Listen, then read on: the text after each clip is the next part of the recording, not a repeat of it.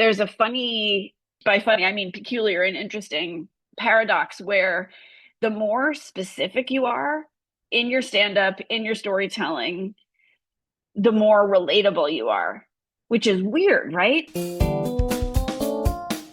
Hey there, and welcome to the Your Creative Mind podcast. I'm your host, Isolde Trachtenberg. Thank you so much for taking time to listen, especially today. Be prepared to laugh. Today on Your Creative Mind, I am thrilled to welcome Lynn Harris, who's the founder of Gold Comedy and also an award-winning journalist.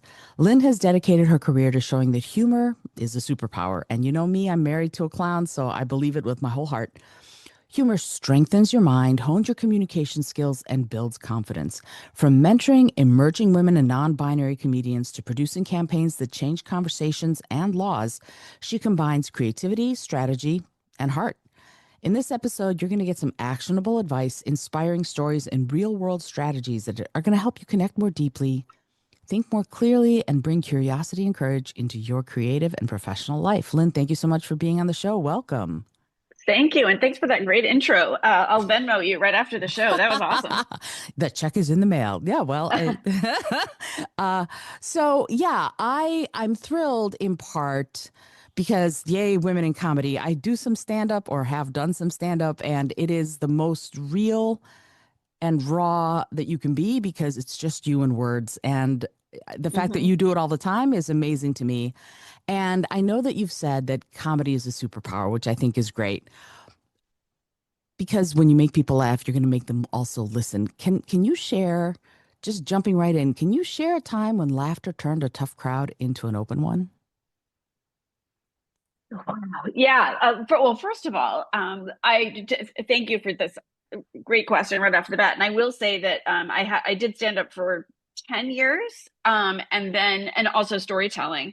And then I realized that I just couldn't stay up that late. I And hear you. slowly, gradually pivoted to, supporting other emerging and established comics of all types. In other words, all types of comedy, and Hmm. growing their careers. So I still do some um I still do storytelling and stand up when it comes up. But typically if I can still be, in bed by 9:30. So I make it work. Uh, it's I'll give you one example that just happened actually, where I'm not sure if it's turning bad to good, but I did just tell I was very honored to participate in a storytelling event that was hosted during Climate Week. So already, climate change, not funny. And it was sponsored by the Doris Duke Foundation, which funds a lot of very important climate and ecosystem projects. And it was co-hosted by National Geographic. And I was very honored to be there. And I was one of a few storytellers who were invited to tell stories about trees, because the that was the theme of the event, and talking about actually really interesting reforestation projects that are being, I'm happy to report, are being very successful. So there you go, there's some good news. And I Yay. will say that my story, without too many spoilers, my story was such a bummer. In terms of its basic content, it was about losing both my parents and my childhood home and having my favorite tree cut down. So, and that's, I know that all sounds like, a laugh a minute. But what I have worked really hard to do, and what many people are able to do well, and I think it's really beautiful when it happens, is find the humor in even that, Mm, even, loss and grief. hmm. And it can be done, and when it's done well, it's really something pretty transformational, I think, for everybody. So I just did it last week, is what if um uh, uh and hope to keep doing it, because there's really no end of grief and trauma. So there you go. Yeah, I mean, you can heal them, but they once you've had them sort of enter your life, they're always there in one form or another. And it's Yeah. always interesting to me. First of all, you and I, just off the bat, we have so much in common. I worked at the National Geographic Society many, many moons ago, Oh, and cool. also for NASA, doing educational, in the educational media division, blah, blah, blah. But one of the things that I learned, and Climate Week is a really good jumping off point, is that we have to talk about these things. We have to meet people where they are and talk about them in such a way that we don't terrify people and Yeah, instead engage them. And that's been a real challenge with climate change, of course. Yeah, for sure. yeah, it is. And for me, the hard part, because I taught atmosphere and soils, et cetera. It was essentially earth science education when I traveled for NASA and did that for hundreds of workshops, if not thousands, all over the world. But the thing is, so here we are, we're trying to tell stories, we're trying to talk about something as important as climate change, but climate itself is very hard to comprehend because it's over the long haul. It's over time rather than, oh, it's Hmm. raining today but not tomorrow. So I would love to ask you, when you're storytelling, what is the process you go through to sort of meet your audience where they are, yet at the same time still work with them to give them something new to chew on? Well, I think there's a couple things. That's a great question. I think there are a couple things. One is there's a funny, sort of by funny I mean peculiar and interesting paradox where the more specific you are in your stand up, in your storytelling, the more relatable you are, Hmm. which is weird, right?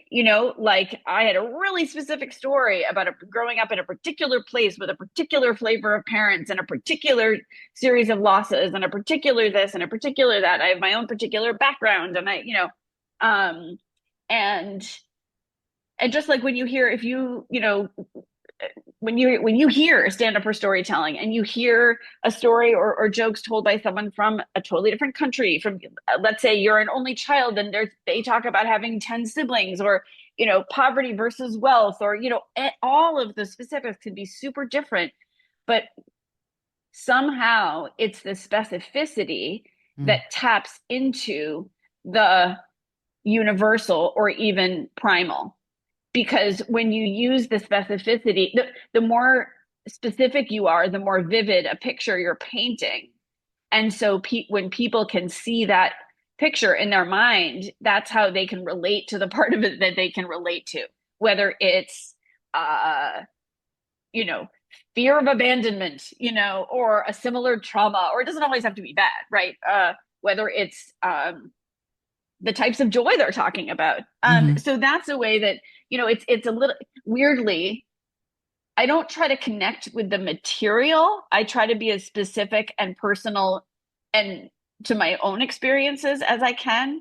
But I do try to connect with the timing and the language and the pacing and knowing when the audience needs information versus emotion, Mm. or and just sort of the outline of, and I'm speaking really more specifically about storytelling here, but um knowing how to outline and pace to try to provoke the reaction, or I should say invite the reaction that you want them to have. Um and that goes back to this kind of thing being power, right? Because in theory you have power over their reactions. They don't always do exactly what you expect or plan, but typically, once especially if you have a lot of experience, you kind of know, like, what are the lines. I always try to have, like, I'm making this up, but like, in a good story, I always try to have, at least a laugh a minute and at least one moment where they all go, like one gasp, Mm. a laugh a minute and one big gasp. I love And it. then of course, some sort of like release and catharsis at the end where, like, everyone's fine by the time like we're all going to be fine when you finish the story. Um so yeah, those are the two things I actually, no, that was just one. The other, it was two pieces of one thing. The second one is about the craft of to- how to speak about difficult topics with humor. Hmm. Where do you put the humor? How do you put the humor? And the way I have learned to think about it from other, from, experts and real, people who are terrific at this and who have thought about it a lot, is the humor isn't directly the bad thing. It's your reaction to it.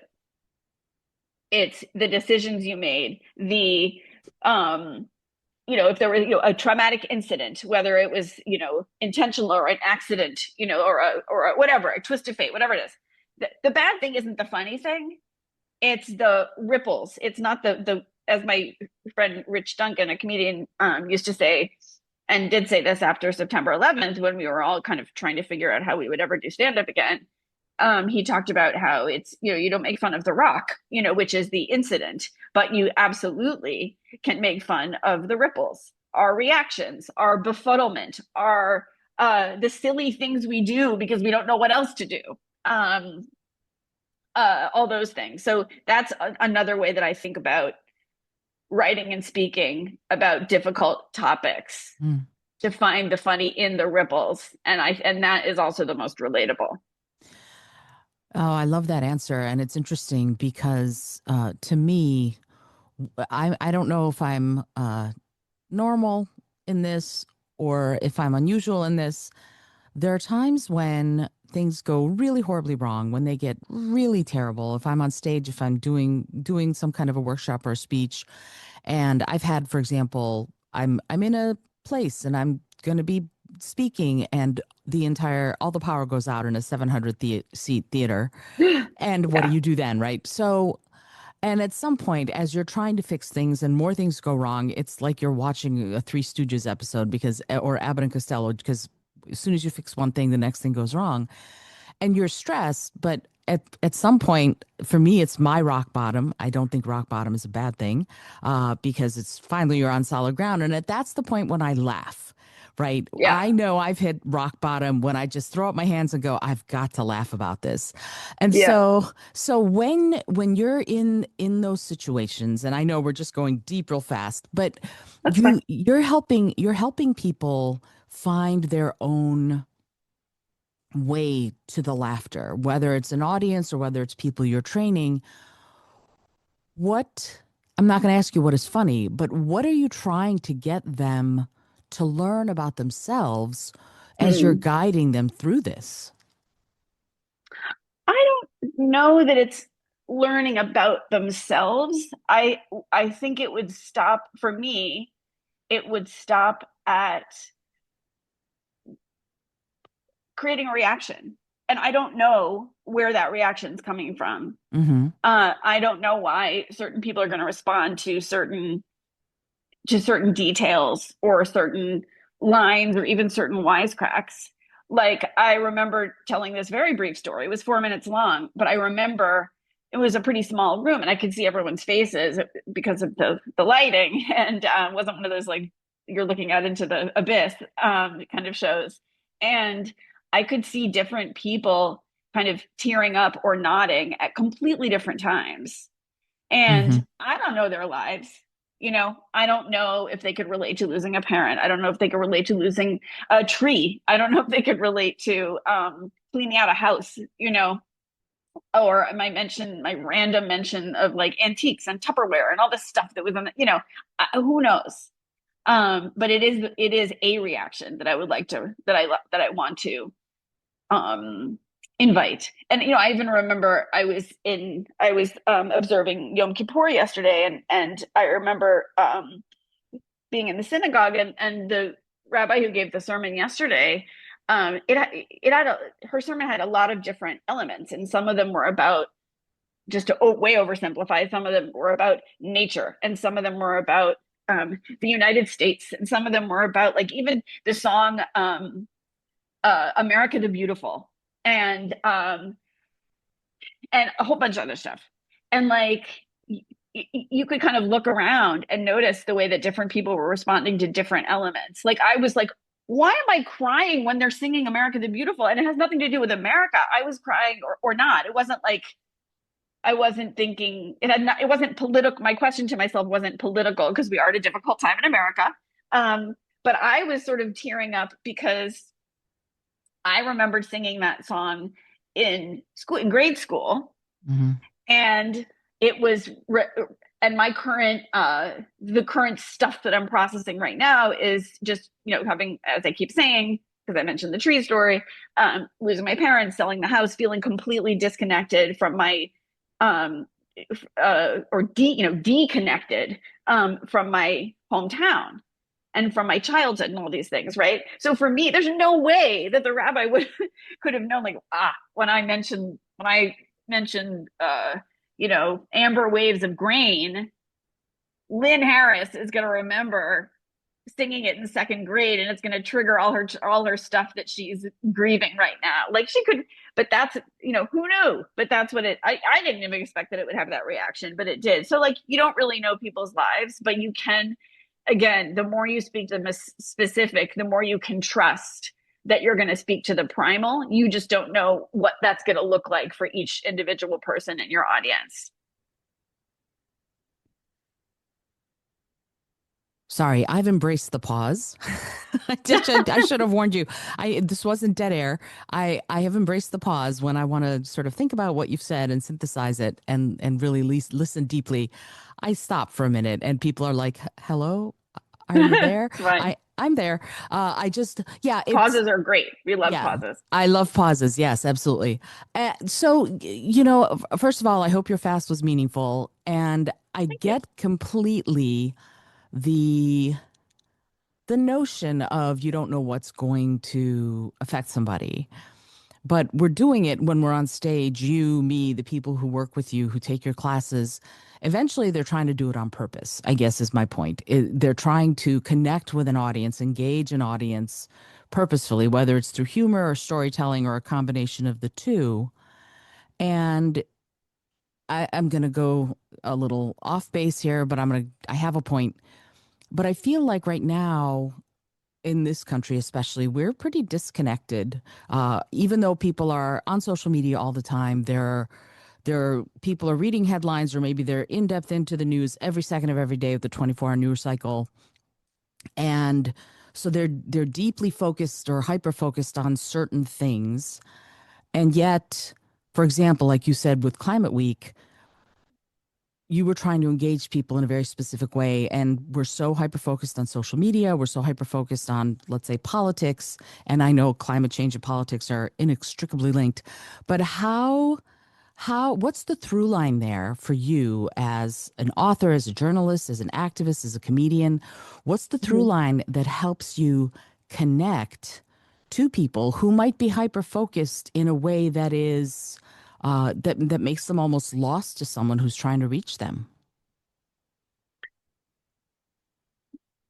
I'm embracing the pause here too. Let me. Mm-hmm. um, I My through line is really just like, absolutely go for the, just almost in a, not pandering way, but almost in a, like, very deliberate way. Go for the emotion, like go for the tear jerker, go for the belly laugh, just like go for it.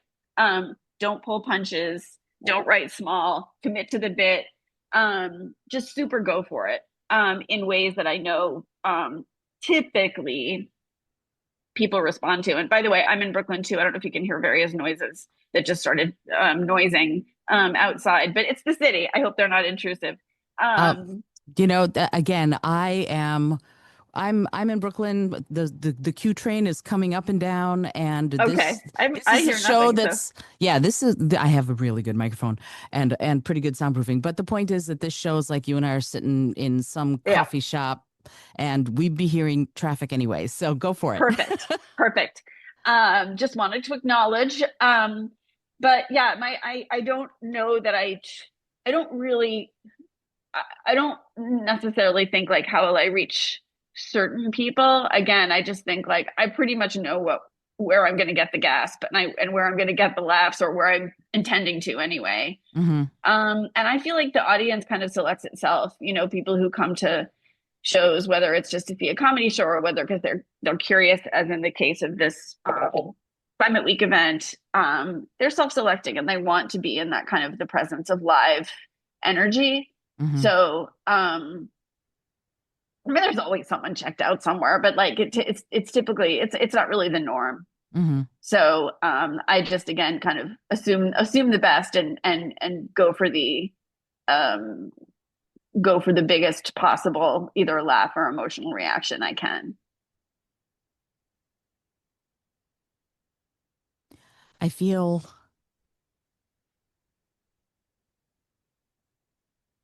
yeah, yeah, absolutely. Sorry, my brain just went because I went, yeah, we're highly emotional creatures. And yet we go into a place of, and I talk about this a lot, reaction versus response. And to me, for example, reaction is instinctive and immediate, and response is a little bit more measured. And it's sort of the number of breaths we take between what happens and what we do about it. That's the difference between reaction and response. And so when you're working with people and you're going for or talking with them, presenting to them or doing some professional speaking or something like that, and you're going for that emotional response and something goes horribly wrong, Yeah. what do you do?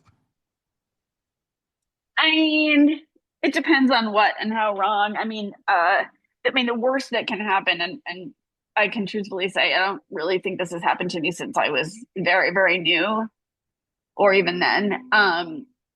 Is when you kind of lose them for some reason, like Hmm. something you said is taken the wrong way, or you misjudged a political vibe, or is just when they when you somehow lose them. And I want to say that that's not very common. Like Hmm. I literally can't remember a time when that's happened in a dramatic way, because typically, I mean, people ask all the time, this isn't quite what you're asking, but people ask all the time, like, what about hecklers and what about, you know, um, bombing and all those things. And of course those things happen, but like typically, and this is similar to what I was saying before, typically they've literally paid money to come be entertained. And unless they're like the kind of person who is like always that one star Yelp reviewer who's just like Mm. the food was great, but this one server was very late with our check, so one star, and I'm never going back there again. Like unless they're like that just like one star cowboy, like I don't they're just like they want you to succeed. They're like they paid money, they had to buy two drinks. They're like, let's do this.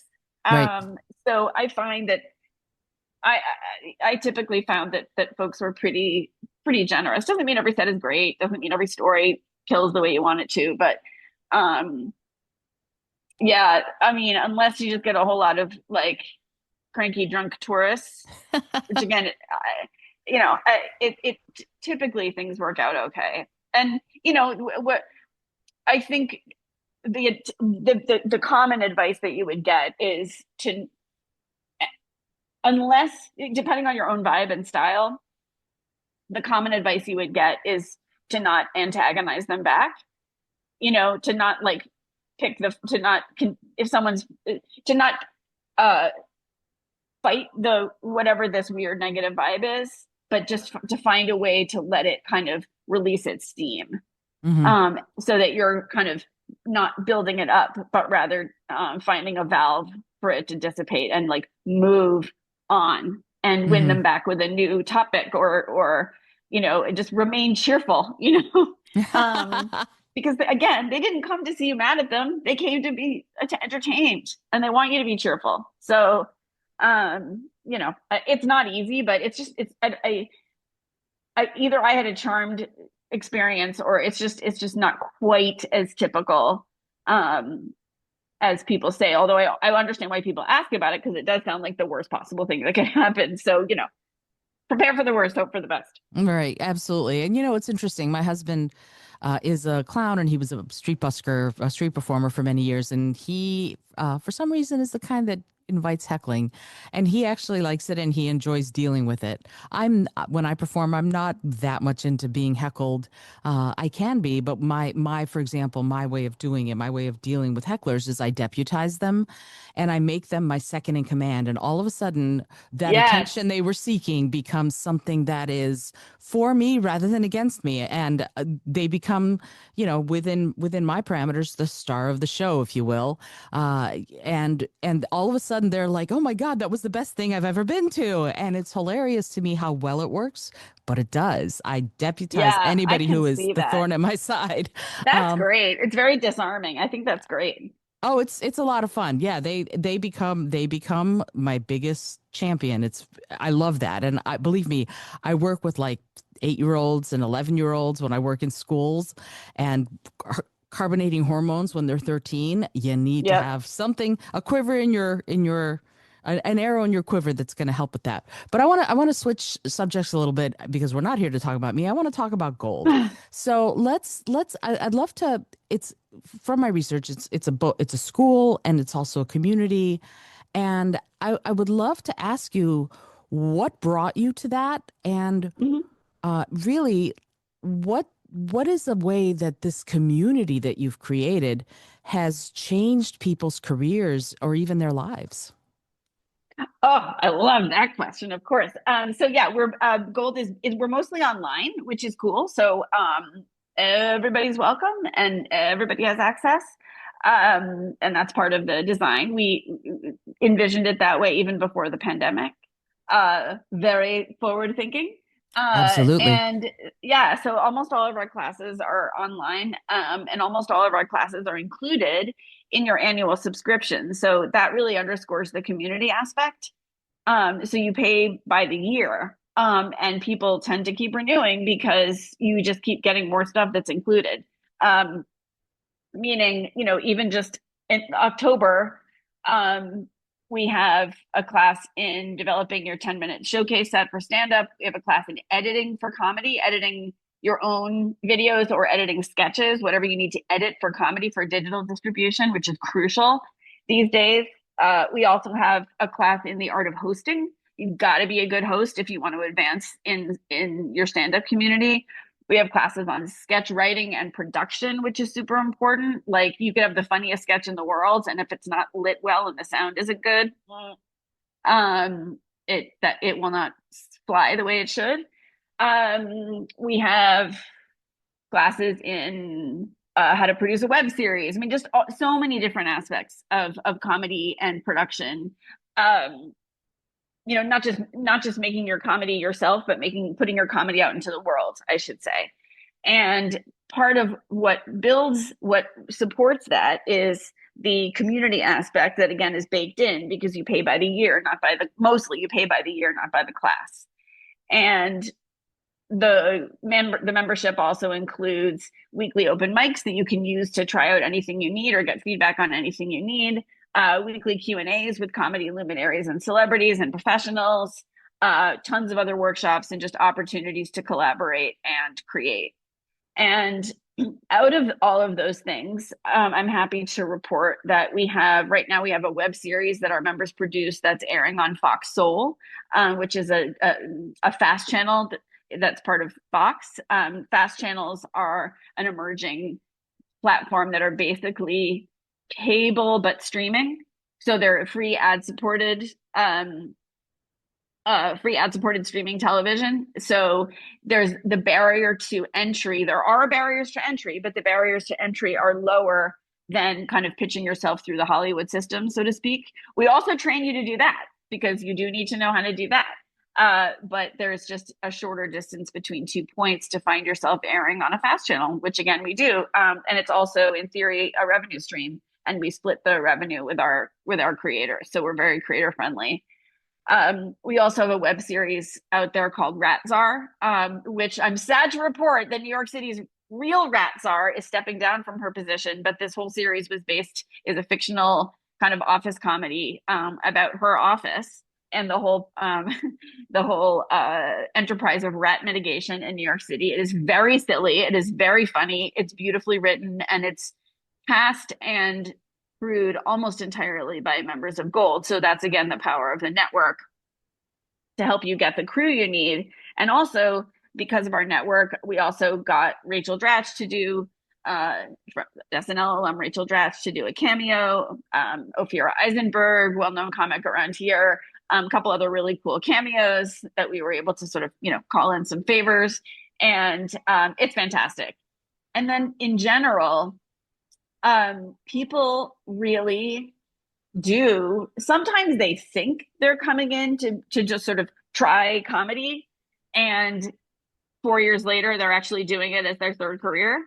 And some people come because they're very experienced, and this is especially women in their 40s, 50s, who are either are already very established in their careers or are ready for their second or third career, and who have an idea on their minds, on their heart, stuck in a drawer, that they're like, I'm going to do this. And it might be an idea for a TV show or a feature film or a podcast, or unscripted show, whatever it is. And one of our premium classes helps you develop that idea fully, even if it just starts with a seedling. Like, everyone in my family is a dentist. That could be a funny office comedy, right? You could start with just that. And then in 12 weeks, you come out with a fully realized idea, plus a professional level polished and practiced pitch for that idea. And people go on from that class to get their show ideas into development, to shoot proofs of concept. A couple people actually, do have their shows in development or attached to producers. And these are people who, again, may or may not have set out to make this their whole new thing, but there are people who are extremely serious about this as a creative side hustle, and to make this happen. In other words, not just a lark, or not just a like check that off my bucket list. So yeah, so we have. Oh, and the last thing I'll say is just one other example, and there's plenty. We have a woman named Rocky who uh, is from not a city in North Carolina. She's a young grandmother. She's retired from teaching high school art, and she'll be the first to tell you she was terrible at teaching high school art. She is hilarious. She came to us because she basically said, I know I'm funny, but I don't have the structure or the mechanics, and I want to find a place where I feel at home. And she came to us, and 3 years later, she started doing stand up with us. And 3 years later, I just finally met her in person because she brought her first half-hour solo show to a solo show festival in New York City that also, not coincidentally, was conceived and implemented and run by Erie Spar, who is another very well-known comic, actor, and performer, who ran this festival and also had directed Rocky in the show. And actually, at this festival, 6 out of the 11 performers had come through Gold. So, and they all had never had a solo show before. And as of September, they all had solo shows because of Gold. Oh, that is awesome. I love Yeah. that so much. Yeah. And, it's interesting. There's a group in New York City, and I think they're still around, called Women Stand Up. And Mm-hmm. it's dedicated to women and non-binary folks who are stand-ups, who are just beginning their sort of journey, is the word I would say, who want to get up on stage. And I know that you've really dedicated so much of your career to amplifying women and non-binary voices in comedy and in other arenas, it sounds like. And I guess what I would love to ask you to think about is, what do you think changes when those voices take the stage? Oh, listen. Okay. This is like, I'm practically like, I know no one can see me, but this is when I like stand up on my soapbox and like, here we go. I, I think everything changes. I, you know, in our daily activities, our daily experiences are helping people level up in the comedy skills and activities and careers and side hustles that they want to do. That's it. That is what we do. Um, whether it's skills, giving them the skills or helping them find collabs or helping them figure out how to produce something or whatever it is. But in the aggregate, this matters for a bunch of reasons. It matters because women are people and comedy is a job. It matters because comedy matters. Comedy is a cultural force. It is certainly, great medicine. It's a great distraction. It's a delight as an end in itself. But it also, even when you're not specifically talking about like political issues or social justice or whatever it is, what you're saying has the power to be a cultural force, shift perceptions, not just about the topics that you're writing about or talking about, but also just because like of your face. What I mean is, anyone who's showing up, whether or face or your brain, right? When you have diverse writers staffs, when you have lineups of stand-ups that aren't all straight cis white dudes, no matter how funny those straight cis white dudes might be, you are helping create a world where people get used to hearing from and hearing about and listening to a wide variety of people and voices and experiences. And especially when it's comedy, it goes down easy.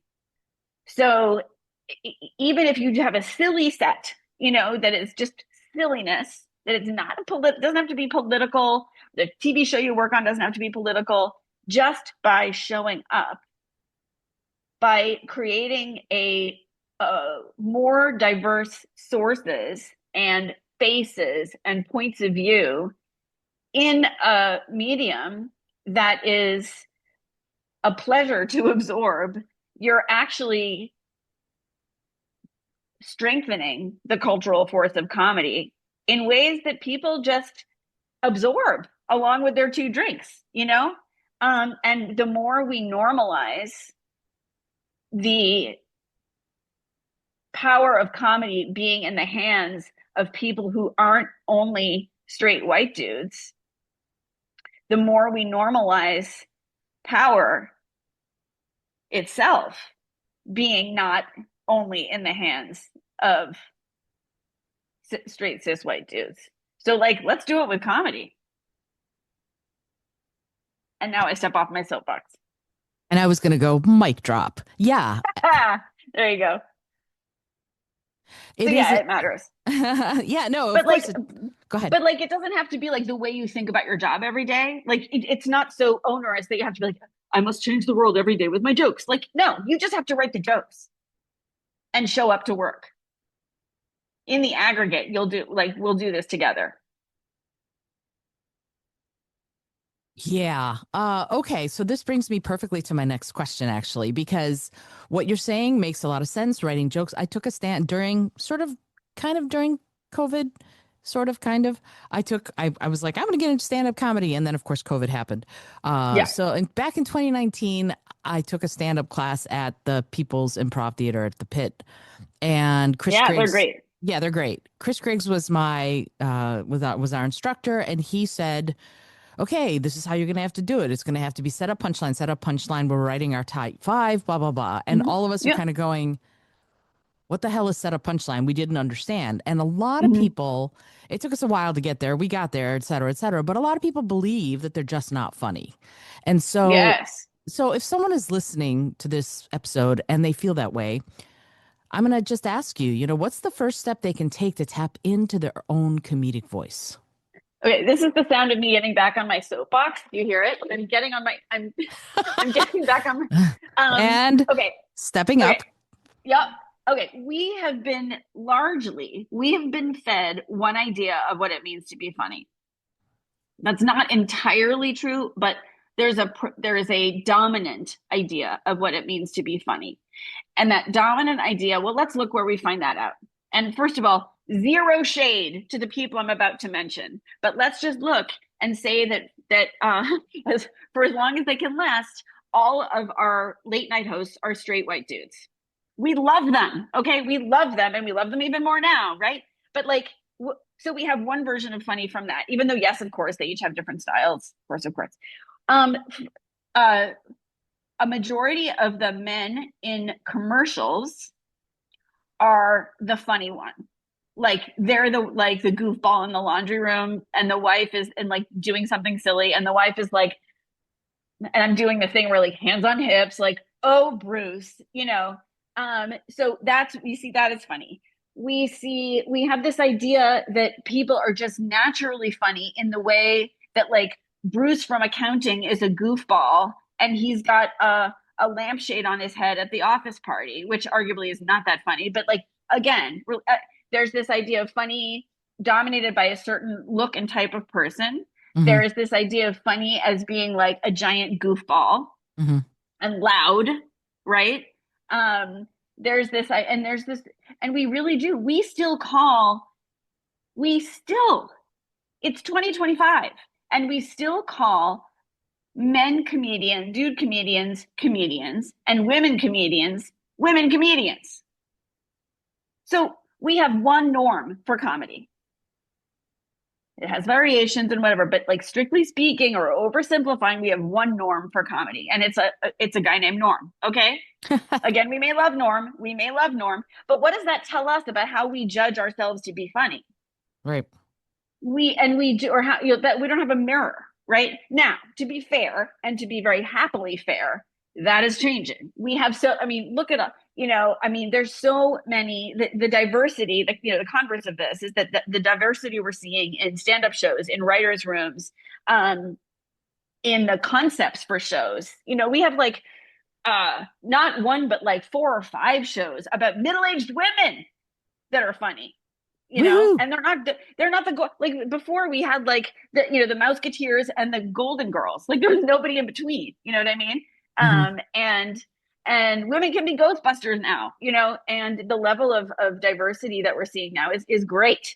So, and not just diversity in race or gender or whatever, but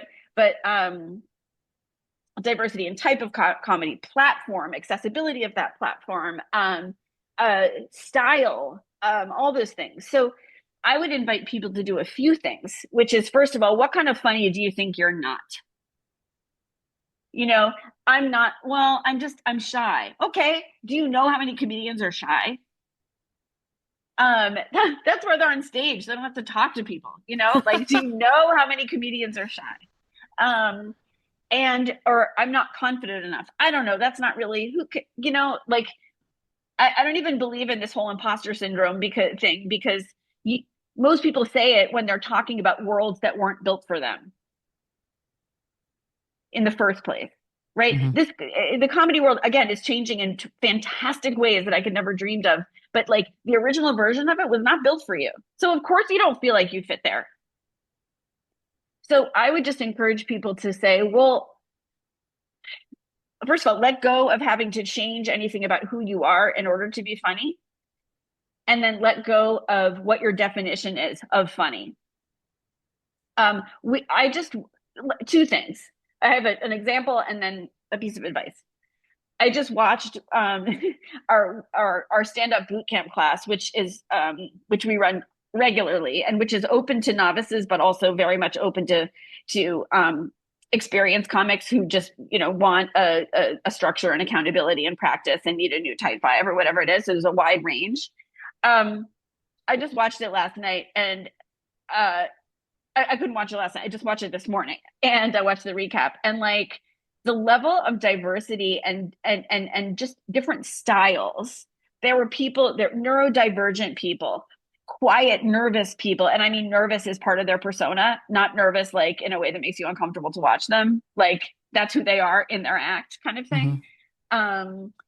Let's see, neurodivergent, nervous, um, awkward in all these different ways that are lovable and part of their personas. None of them was just like, hey, I got some jokes, and set up, punch, set up, punch, set up, punch, which yes is the standard structure in fairness to your teacher. But like the level of variety of people who just were like, I'm gonna do this and I'm gonna be myself, was 100% of the comics. Nice. And so what I often recommend to people is I kind of made up this thing called like, okay, maybe you have a gratitude journal, but like, what if you had an attitude journal? Which is basically a dumb pun. It's not about your attitude, but it's funny. And what I recommend is for people to start carrying a little notebook or use the notes app on your phone or whatever it is, and just write down things that happen during your day that could be funny.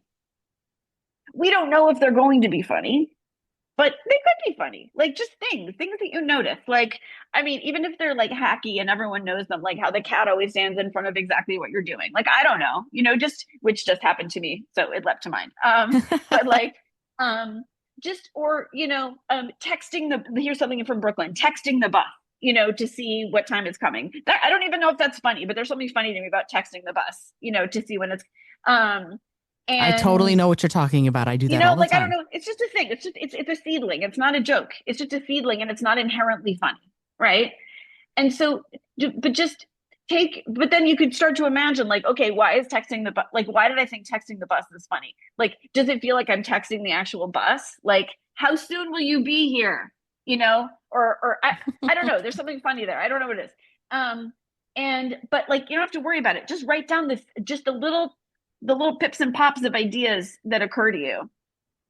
And first of all, like after a few days, you're going to be like, oh, I wrote a lot down. I don't know what it means, but I wrote a lot of it down.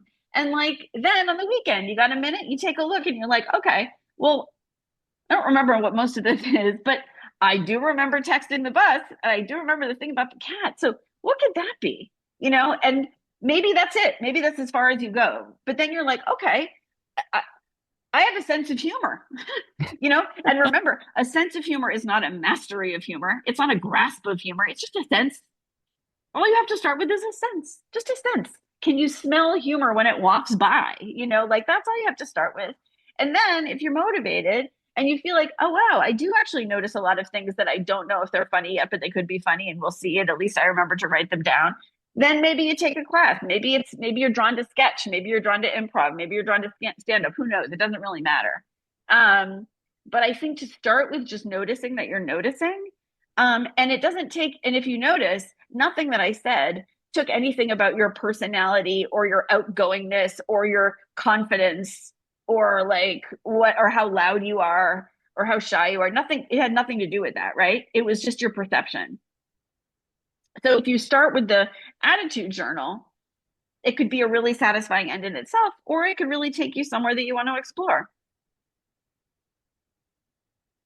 I love that. I think that's so great. The attitude journal. I wrote an entire play. I'm a shameless eavesdropper, and I wrote an entire play called Listen, Mm-hmm. based on eavesdropping 25 years worth of conversations people I've overheard in coffee shops and things. So Boom. so There you go. and if I say so myself, people are hilarious because I have some Yes. things in that play that they said that I just wrote down that are just, oh my stars, they're so funny. So yeah, Yep.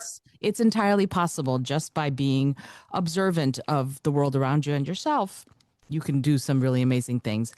But I honestly, Lynn, I could keep you here for the next 6 hours. I have so many more questions, and hopefully you'll come back and we'll talk We'll more. do a two-parter That's right. sometime. How about that? I would love that. And I've had several people come back multiple times because we're just not finished talking. Right. But if somebody wants to know more about you or more about gold, how do they find you? What do they need to do? Thank you for asking.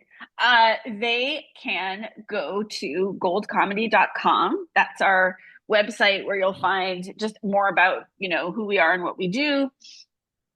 And it's where you can, in addition, we have a huge library of articles that will help you meet other comics. We have, profiles of a zillion other comics in all, I should say, not just comics, in all people in all realms of the comedy and comedy adjacent worlds. And you can just like find out who they are if you don't know them already, or if you do know them already, because we do have a bunch of celebrities in there, you can find out more about them. And we have a lot of how to's, how to develop a stand up set, how to develop a sketch, how to produce a sketch, everything from the broad to the very granular, like literally how do you light a sketch, or how do you do sound, that kind of thing. And then you can also find out more about our classes and how you can start your 2 week free trial, where you get to experience, you can take a whole class in our 2 week free trial. Well, you could start a class in in our 2 week free trial. You get a lot done in our 2 week free trial system. And I would also flag one more thing. You can find out more about our premium class, the one I mentioned about really, really deeply developing that idea you can't shake, that idea that you have in your head about whether it's uh, whether it's a TV show, a comedy, could be a dramedy, could be a feature film, could be a web series. This is the place to come and develop it and prepare to pitch it with other extremely serious but funny fellow students who want you to succeed as much as they want themselves to succeed. And it's taught by Ryan Elizabeth Cunningham, who, no big deal, was executive producer on Broad City and The Search Party and Inside Amy Schumer, and she knows the business inside and out. And P.S., she also produces and directs solo shows. So if that's what you'd like to work on, she can work on that with you too. She's had very successful solo shows currently going to our that have been off Broadway. And she is an absolute goldmine and godsend. So all of that information. And I think for your listeners, like this is all great for them, but like that pitching class, man, that's where we really attract, I think women who are sort of overlap in the Venn diagram of your listeners, who want to just explode their creativity and especially direct it toward one project that they need to make happen. And this is where you can do that in a really loving and collaborative space. Oh, I love that. That's awesome. Yeah. And I'm going to put the links to that, as if you're listening to this, you know that I always put the links to all of those kinds of things in the show notes. So you're going to be able to find them there. But I know that people learn differently. So that's why I ask. Okay, great. Awesome. Lynn, I have two more questions. Sure. They're quick, because I know we have a deadline here. So these are questions I ask everyone who comes on the show, and they're Mhm. silly Yeah. questions, but I find they can yield some profound answers. And the first question is this: what is it that gets you up in the morning? And I don't mean your alarm. Although I do have a hilarious alarm. Okay, can I tell you about that? What Mhm. gets me up in the morning is literally my alarm makes me laugh every morning. And this is so boring. Okay, it's my alarm, coffee, and going up to my roof deck. I have a crappy falling apart roof deck, possibly against code that I have. But I'm a big garden nerd, so like the level of flora up there is I have such cool flowers and vines, and it's a big tangle of things. And I've like right now my mini eggplant is growing, so I could feed you a bite of eggplant if you came over, just a bite. And I have a hilarious alarm called Alarmy that makes you do goofy things in order to get you out of bed. So even that just kind of like cracks me up. Um, so it is my alarm. Okay, so yeah, alarm, coffee, which is a hacky answer, but it's true. And then going up to my garden, even if it's still dark out, and like sometimes you can still see the stars, and just like seeing how my plants are doing. Oh, totally. I love Yep, that. saying Yeah, hi to the eggplant. Yep, absolutely. You got to stroke the baby eggplant. Absolutely. Yeah. absolutely. I my part of my morning ritual is coffee on the balcony, so I totally get it. I Yes. completely understand. Yep. Even when it's Especially, cold. yeah, oh well, yeah, that just means you snuggle with a blanket, and Yeah. it's fabulous. All right, cool. And I have one last question, and as I said, it's silly, but I ask it anyway, and here it is. Hmm. If you had an airplane, environmentally friendly, of course, that could Hmm. skywrite anything for the whole world to see, what would you say? Oh my gosh. I mean, of course, I would start with Surrender Dorothy, but that's a deep cut for Wizard of Oz nerds. Um, and of course, I would also say follow Gold Comedy on Instagram. But then I would say. You're funny enough already. Oh, I love How do that. you like that? I Little love that. inspo, little That's inspo in great. the air. Yep. That's great. Yeah, and it's funny because my husband and I lived in DC for a long time, so every time we passed near that big Mormon temple that is lit green every night, Oh uh yeah, somebody paints Surrender Dorothy on a bridge and they keep painting over it and people keep doing it anyway and they repaint Surrender Dorothy. it's So I never not funny. It is It's never not never, funny. it really Yep. is always funny. Every single time you pass it, you giggle. It's just what it is. All right. Well, and also, real quickly, is Gold Comedy the Instagram handle at Gold Yes, Comedy? Gold Okay. Comedy. And if your listeners DM me at Gold Comedy or email me at Lynn at goldcomedy.com and say you heard me on your show, then I will hook you up with a discount. Probably That's awesome. 10%, depending on which of our offerings you want to deal with, you want to engage with, but happy to do that. Oh, that's awesome. Thank you so much for that. That's lovely. So Sure. if you heard that, that's something to do if you're interested at all in finding your own funny and getting it out into the world.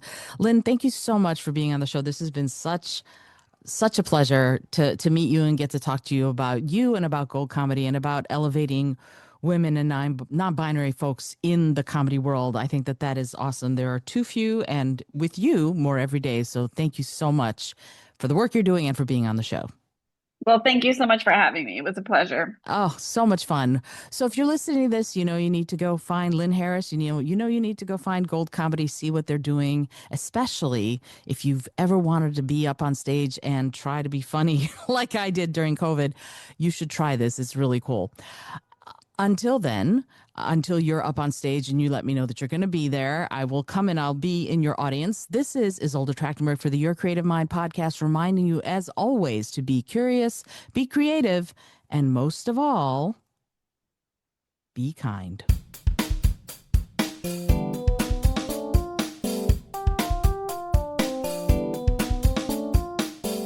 Thanks so much for joining me today. I really appreciate you being here. Please subscribe to the podcast if you're new, and it would mean the world to me if you told a friend about it.